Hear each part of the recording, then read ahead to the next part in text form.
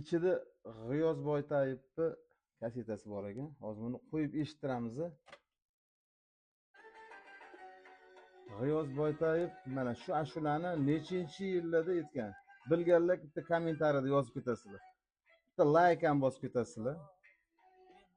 Ashulani eshitamiz.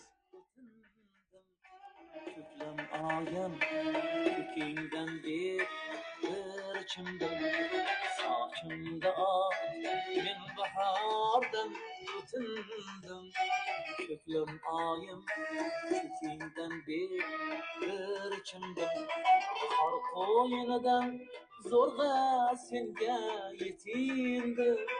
Ko'klam oyim ko'kingdan bir chimdim qor qo'yinidan zo'rg'a senga yetindim.